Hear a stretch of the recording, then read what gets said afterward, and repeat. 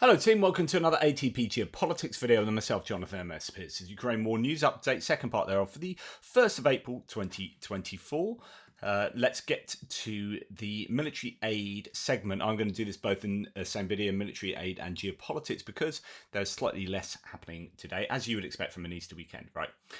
Okay, so in terms of military aid, we're actually going to go to the political situation in Congress, and Mike Johnson, the majority speaker of the House of Representatives for the GOP, the Republican Party, they have a slim majority, a majority of one. So I don't know how long he will remain being speaker. There's interest. Well, no, we'll come to that a little bit later.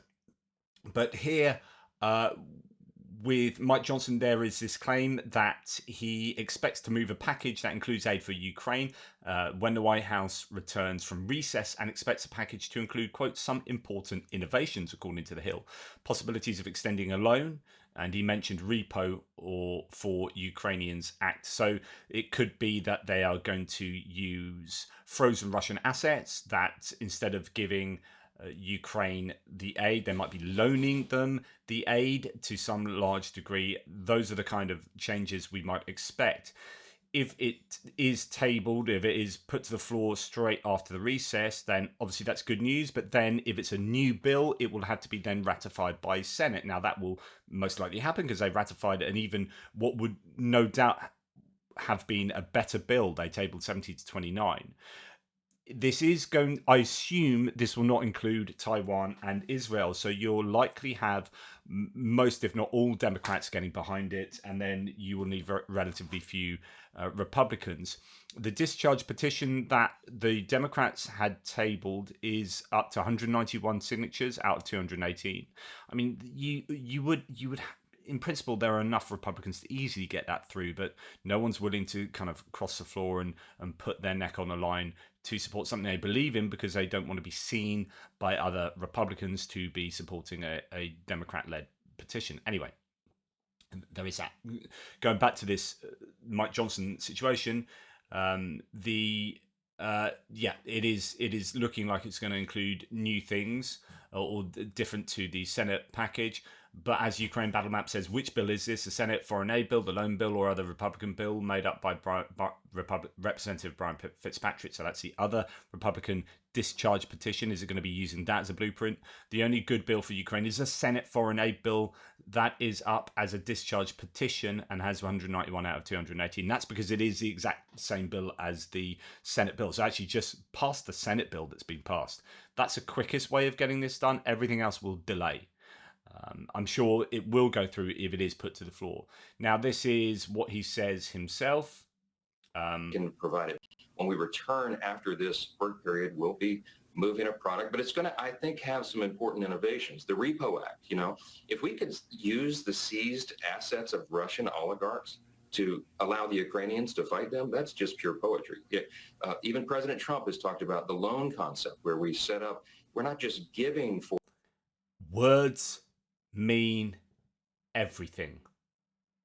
The single use of the word even in front of President Trump means that he knows President Trump is not a fan of giving aid to Ukraine. So I don't care what any pro-Trumpist out there thinks. You got Johnson is letting things out the bag. And we know this because we've heard what Trump has said, and we've heard what Viktor Orban has said after meeting with Trump, that he's not going to give a penny to Ukraine. Of course, if you can loan it, it's not giving it to Ukraine. So that's his get out of jail free. Use the seized assets of Russian oligarchs to allow the Ukrainians to fight them, that's just pure poetry. Even President Trump has talked about the loan concept, where we set up, we're not just giving foreign aid, we're setting it up in a relationship where they can provide it back to us when the time is right. And then, we want to unleash America. Interesting, he says that they can provide it back to us. Not that they will, but they can. And the hope is that if they do a loan setup, then it will be a very lenient loan, a bit like the Lend-Lease. You basically, here, we're going to give you all this equipment, you can give it back to us, but if you don't give it back to us. American energy, we want to have natural gas exports that will help unfund Vladimir Putin's war effort there. There's a lot of things that we should do that are make more sense, and that I think we'll have consensus around. We're putting that product together, and we'll be moving it right after the district work period. We're putting it together. I mean, goodness me, how long? The frustration is that should have been put together 5 months ago, mate. 5 months ago. what are you doing? But anyway, fingers crossed and all that. This is an interview on of Representative Mike Lawler on CNN. Let's listen to what he has to say. Has he given you any commitment that this vote will happen when the House returns from recess? I believe there will be a vote when we get back from the Easter recess. Certainly, this is critically important for our allies. Republican. We are the leader of the free world, and we cannot shirk on our responsibility to uphold and defend democracies across the globe. It's why I introduced, along with Brian Fitzpatrick and Jared Golden, the Defending Borders, Defending Democracies Act, which would provide lethal aid to Ukraine, to Israel, to Taiwan, as well as enact serious border provisions, including Remain in Mexico and Title 42. And we are pushing for a vote. I have signed a discharge petition to allow for that vote. But I am hopeful that the Speaker will put the bill on the floor or an amended version of the bill on the floor so that we can, once and for all, ensure that our allies have the aid and support that they need. So in other words, he's saying what Mike Johnson will put on the floor is either the discharge petition bill from the Republican, so the Republican discharge petition bill, or an amended version of that.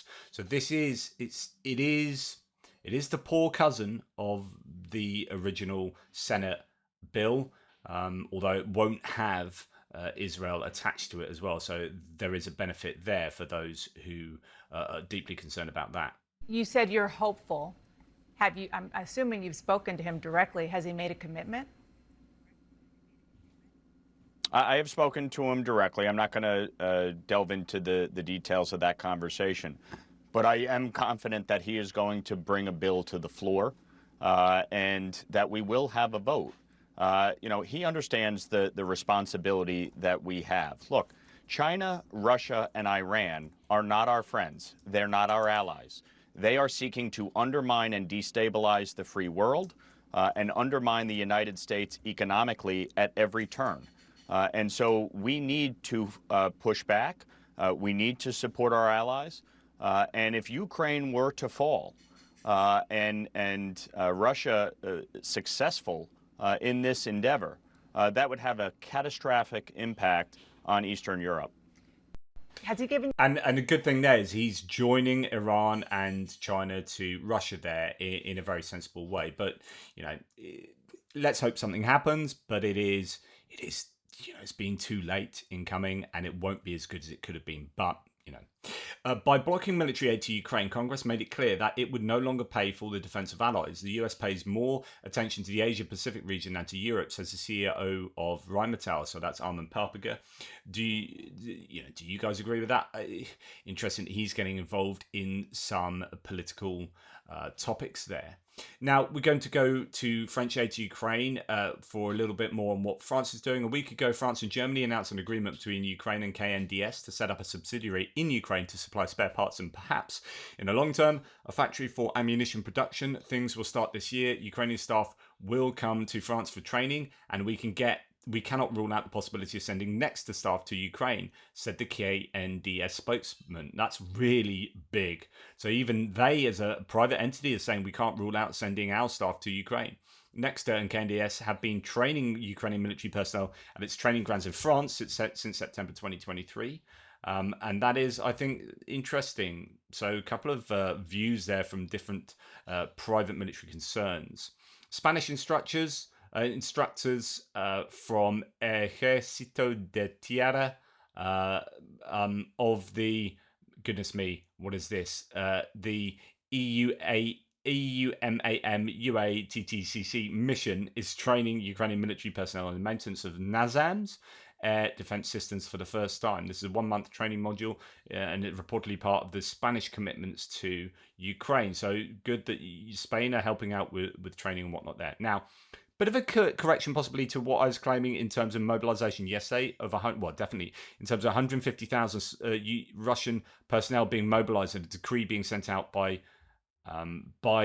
Kremlin, by Putin.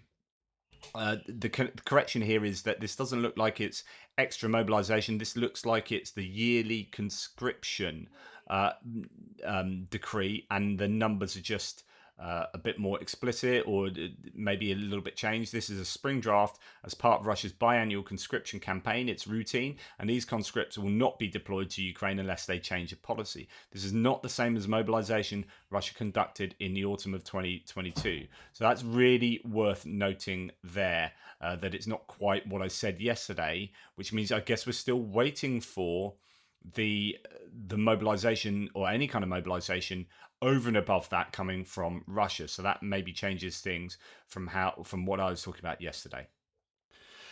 Just before I go into the geopolitical section, just to let people know that my first video today is on my other channel. It was restricted for some weird reason. I blurred everything out, and it was still restricted. And after over an hour of trying to get that uploaded to my normal channel, I have put it on my other channel. So go and check it there. Right now, let's move on to geopolitical subjects. I'm going to start with the Havana syndrome. Okay, so rewind. There have been these claims that American diplomats and military personnel have fallen ill. Acoustic warfare has been at play. Electronic warfare has been messing with their heads, and people have been falling afoul of that. And that's been going on for some time. I think first discovered in Havana, in Cuba. And yeah, anyway, there was a 60 Minutes came out last night that has stated there's growing body of evidence that Russia is attacking US diplomatic and defense personnel, and our government is not willing to admit it. Quote, Russian military intelligence infiltrated the NATO 2023 summit in Vilnius and successfully attacked a senior US Department of Defense official. Russia is waging war against us, and we continue to pretend it is not. So Havana syndrome, investigation on how the Russian GRU intelligence directorate is possibly crippling American diplomats with secret weapons. This is about a secret acoustic weapon that causes neurological disorders and pathologies. Employees of the military unit 29155 of the main directorate of the General Staff of the Russian Armed Forces could use the weapon to affect American diplomats, officials, and intelligence officers, according to the Insider, CBS News, and Der Spiegel journalists. The journalists noted that symptoms of the Havana syndrome in Americans appeared during the same periods and in the same places where members of the military unit 29155 travelled. Movements of the Russian agents across Europe in 2014 coincided with a series of bizarre attacks on employees of the US consulate in Frankfurt am Main. In 2016 to 17 in China, after a group of 29155 agents arrived in China, US diplomats began reporting strange health problems. In 2021 in Georgia, the wife of US diplomat was diagnosed with Miner's syndrome, while personnel from the unit 29155 were there. Similar coincidences were reported in Belgrade and Hanoi in the same year. Belgrade.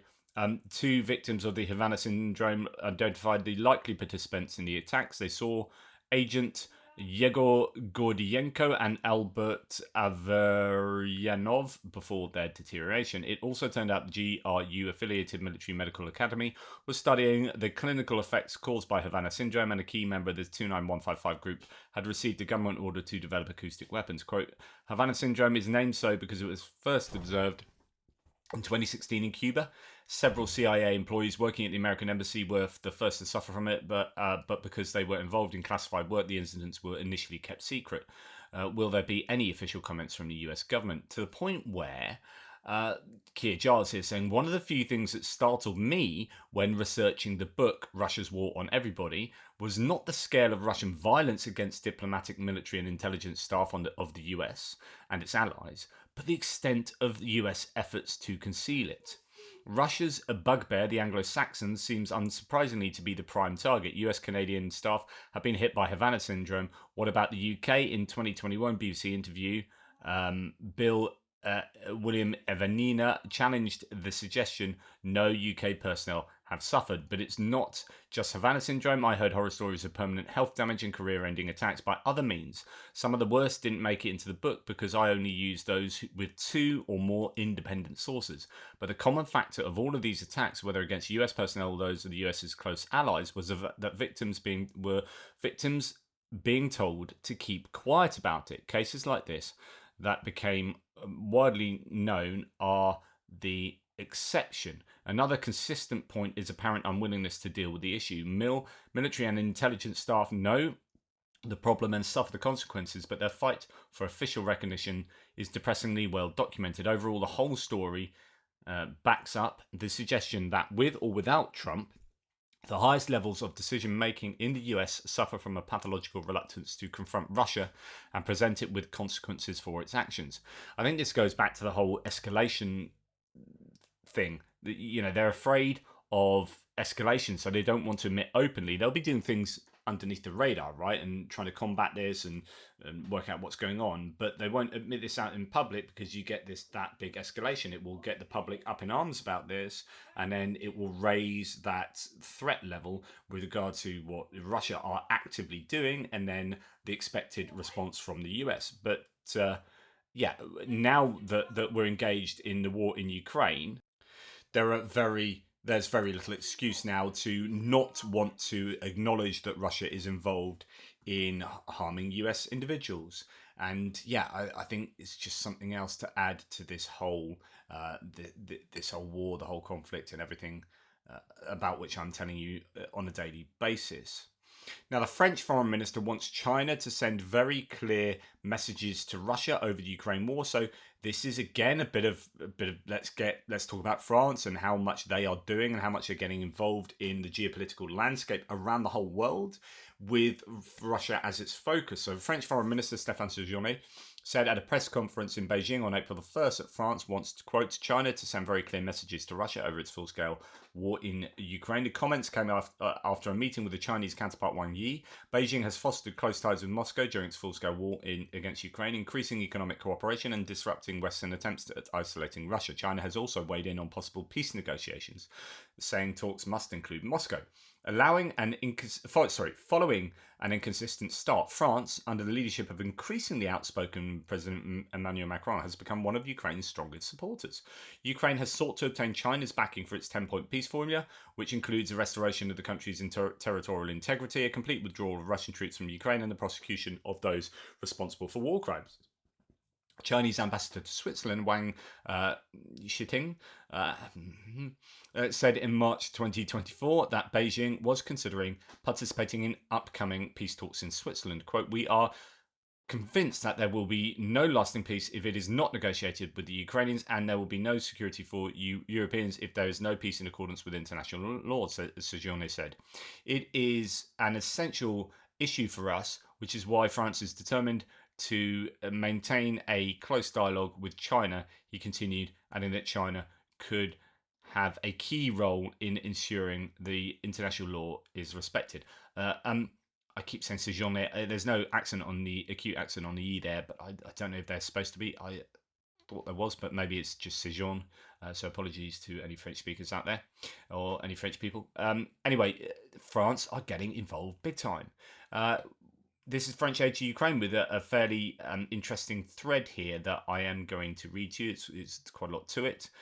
So we'll crack on. Valérie Hayer, president of Renew Europe, returns from Kiev. So this is another person on the French mission that's been in Kiev and Odessa for the last few days. Renew Europe is a pro-European political group in the European Parliament. Our mission to... what does it say there? To Renew Europe. There you go. Returns from Kiev. The Renew Europe group will support the Ukrainians until they win. The future of Europe hangs in a balance in Ukraine. So this was images of her visiting Kiev and getting involved with with Ukrainian diplomacy and meeting Zelensky and other big players in Ukrainian politics. Quote, since 2014, Ukrainians have been fighting to defend the country against Russian aggression. Kiev's priorities not to hold out as long as possible. It is to have the means to achieve victory as soon as possible. Europe has a role to play in their victory, and that's Valérie Hayer. So saying the right things, changing the rhetoric to Ukraine winning, not being in it for as long as it takes type thing. Europe has taken the following actions. 1. Reduce gas imports by 80% and frozen assets. 2. Supported Ukraine with more than 100 billion euros in financial, military and humanitarian aid. 3. Undertaken unprecedented joint purchases of military equipment. France has played its part in this solidarity with 1. The supply of advanced equipment such as Caesar cannons and rocket launchers, 2. The supply of millions of rounds of ammunition, 3. Training 10,000 Ukrainian soldiers. Today, Europe must do more, faster and better. Quote, we have to speed up because the situation in Ukraine is getting bogged down. 24th of February 2022 will mark 800 days since Russia's attack on Ukraine and entered a new dimension. Today, 18% of Ukrainian territory is occupied by Russian forces. Renew Europe met with President Zelensky, several ministers, the Speaker of the Ukrainian Parliament, and NGOs. Quote, everywhere, the same call. It is urgent that this war stops. It is urgent that Ukraine wins. European support and the European perspective play a crucial role. Ukraine's future lies in the present. Reconstruction is not waiting for victory. Bridges, schools, and dams are being rebuilt all the time. Laws continue to be passed. More than 10 air alerts sounded in Kyiv in 2 days, many more elsewhere, but the country is moving forward. Residents are protecting themselves in Europe's deepest metro, especially women and children, since so many of the men have left to defend their country. Everything can change in 24 hours, and this is why we urgently need to speed up deliveries of weapons and ammunition to Kyiv. End quote. Renew Europe is preparing a conference of donors and investors to mobilise its network of public and private actors. The damage caused by the war is already estimated at €650 billion. Rebuilding Ukraine is in everyone's interest, and Renew Europe will respond. The Renew Europe group is calling for a Europe of defence to finally be built. The 27 spend €240 billion in this area. More cooperation is needed. The EU defence industry needs to become more efficient through support from the EIB or by European first principle. Quote, the security of the Ukrainians is also our security. Russian military provocations against Poland and Romania are increasing. Disinformation and cyber attacks against our public services are spreading. Estonian Prime Minister Kaja Kallas is the target of an advisory investigation. From Kyiv to Bucha and Irpin, the Ukrainians I met showed me the importance of our support. I assured them of it. It's a moral obligation in the name of our democratic values. It is also imperative for the security and stability of our continent. We, the Europeans, will be there to support the Ukrainians in this war that they are waging without having chosen it. Because the one thing is clear, Ukraine must regain its freedom, peace and territorial integrity as soon as possible. Really good rhetoric, really good support from European institutions as well as French movers and shakers. And to talk about Estonia, as we were just then briefly, if you've not noticed already, there is a diplomatic blitz being done jointly by Estonia, Latvia and Lithuania on both sides of the Atlantic as to the need to further support Ukraine, and it's time to look and appreciate the scope of the work done. Incredible job. This is Mykola Bielyeskov, who is talking about, and we saw Gabriela Landsbergis in the US on Fox News, on different news networks, and then at conferences, extolling the virtues of supporting Ukraine as much as possible. The Baltic nations they are basically doing things that belie the size of their nations. They are doing an incredible job, as mentioned here, of advocating for support for Ukraine. And it's really good to see. Estonia's ruling Reform Party, to remain on the Baltics, introduced legislation to strip the voting rights of non-citizens, says Kyiv Independent, the vast majority of whom are ethnic Russians, the Estonian media outlet ERR reported on April 1st. So if you're not Estonian, you can't vote, because most of the people in Estonia who aren't Estonian are Russian, and they will obviously vote for pro-Russian entities, political parties. You can talk about whether that's democratically free and fair, but actually, if you pass the test and become a naturalized Estonian citizen, then you'll be able to vote. But if you're just, Russian living in Estonia, then you don't get to vote. Okay, I'm going to move to some British politics at the moment. Just very briefly say that the Conservative Party are in a whole heap of trouble. So they've had lots of people handing their sort of resignations in terms of cabinet ministers and other ministers. James Heapy, who's in the Defence Ministry, has stepped down from that position. And anyway, the latest poll, the Survation poll of 15,000, so that's a really sizable poll. people often don't realize that you don't need like crazy amounts of people to get a really representative poll sample. So actually, polls of 1,000 are usually really representative and very good. You have to look at the methodology and what. So 15,000 is a really sizable poll. And it was also a particular type of poll, an MRP poll, which is a multi-level regression and post-stratification poll put together by Survation. And it put together a list of more than a dozen cabinet ministers who would be among a swathe of senior Tories to be kicked out of Parliament under this result. So the result is the headline figures of the poll, which was commissioned by Best for Britain, are that Labour could take 468 seats for the Conservatives, and the Conservatives just 98. It would be an absolute political massacre, not just a landslide, like a proper landslide, if today's stats are to be represented in the elections in, is it November, I think, as well. A stonking Labour majority of 286, 107 greater than the landslide victory in 1997 when Blair got in, right? So the Conservatives are potentially in an awful lot of trouble. And there are two ways of looking at this. With this polling data, they also looked at. So this is the first time that a right-wing party will challenge the Conservatives and split the vote. So you've got the Reform Party, which is like a new iteration of UKIP, is likely going to take mainly Conservative votes. And they are polling really well at the moment. But the thing is, they will split the vote, and neither Reform nor the Conservatives will get in, and likely other parties such as Lib Dems, Labour, maybe Greens. Now, for a long time, the problem for the left in the UK is not only do the right control the messaging, so that they own most of the newspapers and media sources in Britain. And those that aren't controlled, like the BBC and Sky News. BBC has a charter, which means it had to be fair. I know the right complain it's left wing, and the left complain it's right wing. But the BBC, and I can give you data on this, and people who hate the BBC will be spitting at the screen. But the BBC skews left on social moral issues because they're trying to reflect society, right? So if you're talking about like sexual liberty and equality and diversity. But people think because the BBC do that, they are therefore left-wing and liberal politically. But if you look at their political programming and you look at the editors of the BBC Today programme, of the political editors from Laura Kuenssberg back to Nick Robinson. Nick Robinson was in charge of the Cambridge University Conservative Party. So if you look at all the people that have been the political editors for the BBC for the last 30 years, they have been outright conservatives. But people don't really recognise that, and they just look at, you've got black people on soap operas on the BBC, therefore you're all lefty liberals.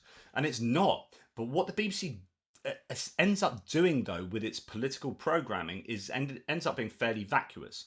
So most of the political commentators don't really give political opinion. They report and get the politicians to give the opinion, but they don't give opinion themselves.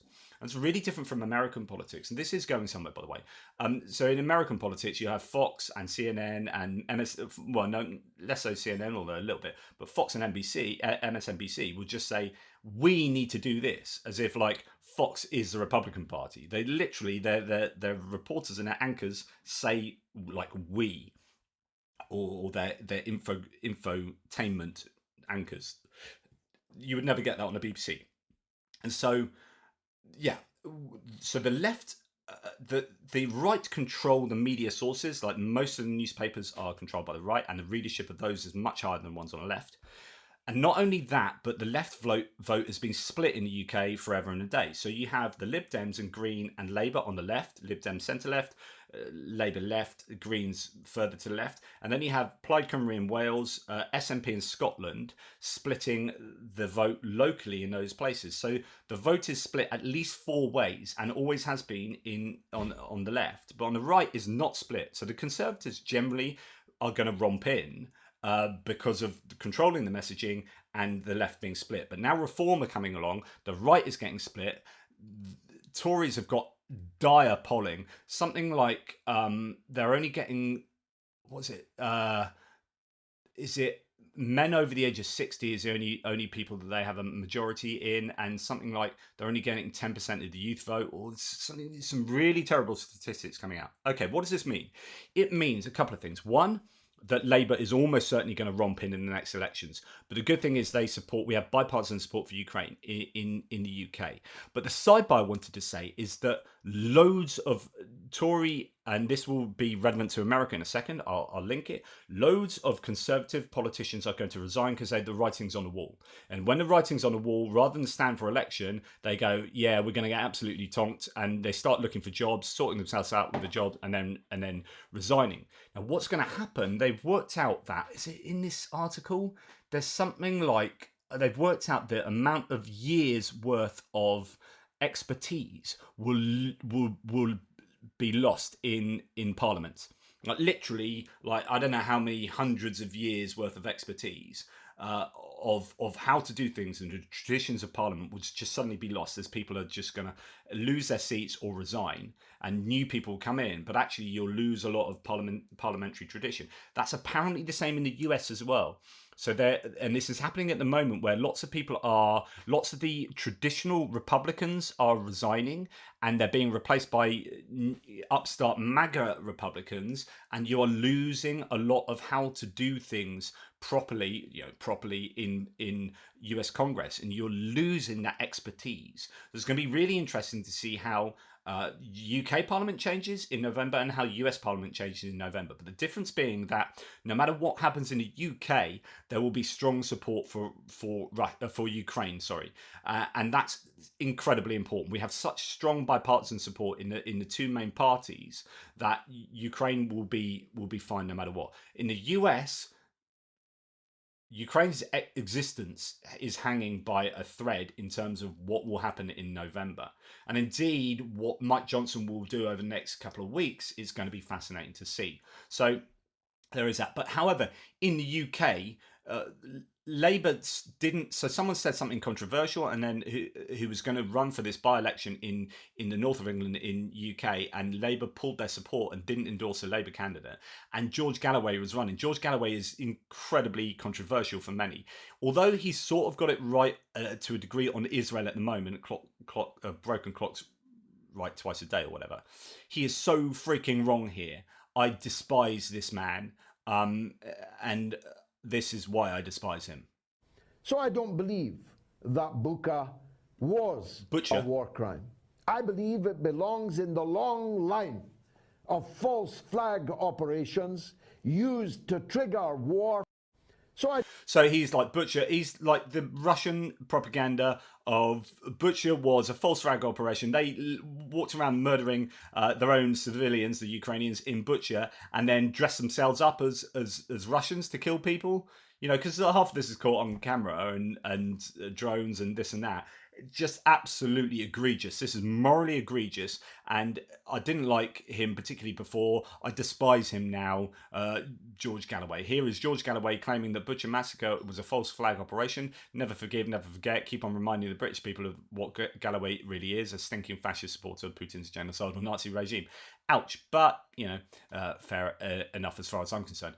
Armenia does not want to join NATO at the moment. This issue is not on the agenda today, according to their foreign minister. At the same time, he called Europe and the US the country's main partners and said Yerevan and Moscow, so that's the capital of Armenia, and Moscow do not speak the same language. Quote, now we are deepening economic and political relations with Brussels, so the EU and Washington. I wouldn't call it a turnaround. We are trying to ensure our security and development along the democratic path. And we see that there are good partners in the West. If you want to embrace democracy, you don't look towards Russia. And so Armenia is trying to get out the sphere of influence of Russia, trying to leave their NATO equivalent, the CIS and CTSO, and they are really positioning themselves as being pro-Europe and pro-West and pro-US without wanting to join NATO. That would never happen anyway. But it's just really interesting that Russia is losing out in certain of these key countries in the Caucasus and Eurasian areas. And that appears to be continuing to happen. Anyway, thanks for watching. Please like, subscribe and share. Really appreciate your support. Sorry about the delay for videos today. Take care and I'll speak to you soon.